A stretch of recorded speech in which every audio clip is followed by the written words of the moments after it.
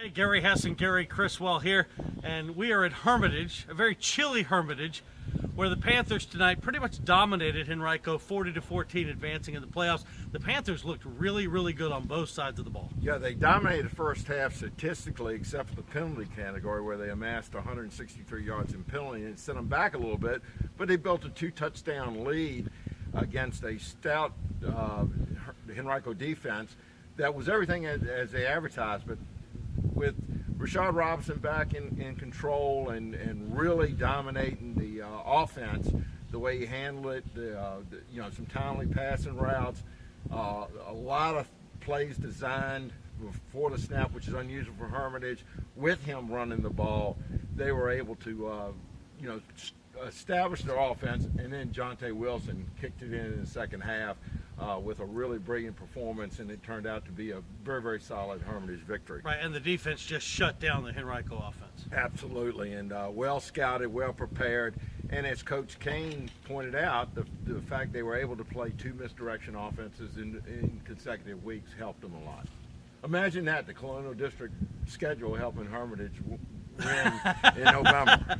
That's an amazing thing. Well, let's take a quick look at the rest of 5A South. Manchester, an impressive, easy win over Douglas Freeman. That means Manchester and Hermitage next week. Yeah, they avoided a letdown, and it's going to be two no-huddle offenses, teams that don't like to punt, teams that will play the pace that they feel like they need to play, whether it be fast or medium fast, and they obviously, for those two reasons, have excellent 2-minute drills. Manchester's task will be able to stop that two-headed attack that Hermitage has, and at the same time, Hermitage is going to probably see not only a mirror of their offense, but probably a little bit more of a dangerous perimeter passing attack from Manchester, with a little bit of pound cake mixed in running the football. It's always good to mix in some pound cake. Now, on the other half of the bracket, Byrd takes care of Atlee, and Highland Springs has to come back from 3 touchdowns down and does it to advance, survive and advance by beating Meadowbrook. And it was a letdown. Obviously, going 3 scores down is a letdown against an offense that, as you had said in a previous interview, that was one of the teams in 5A that could run the ball between the tackles against Highland Springs defense, and that's what Meadowbrook did. And so Highland Springs had to rally and come from behind, but that's the natural letdown of a rivalry game against Varina, where it was from a seeding standpoint was a kind of a banana peel game for Highland Springs, and obviously they regrouped enough to come back for the fourth quarter win. Tremendous win for them, and your heart's got to go out to Meadowbrook and Troy Taylor's crew, who found a way to lose several times in the fourth quarter. But he had Meadowbrook ready to play tonight, Yep. and they put up a great effort, no doubt.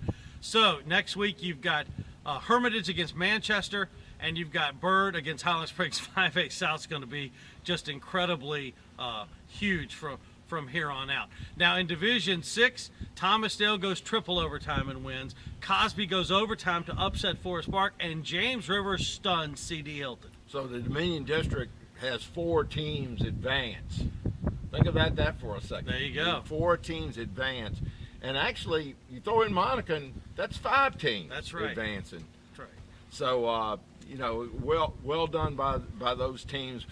Tremendous shock. We're doing a little investigating when we tape this, trying to figure out whether or not 6A reseeds. I know they reseed after 2 rounds, so Yeah. that could mean a Cosby-James River matchup in the second round if they don't reseed. But the Washington Post said that they play somebody else. They play Thomasdale next week. Well, what do they care? C.D. Yeah. Hilton's out. Yeah, so. exactly. So, anyway, 3 impressive wins. Huge win for C.D. Hilton, for Greg DeFrancesco, and that program to beat C.D. Hilton up there, that's just huge. So bonus football in Chesterfield next week. That's right. Now, in 4A, Monacan and Hanover and Dinwiddie all win impressively.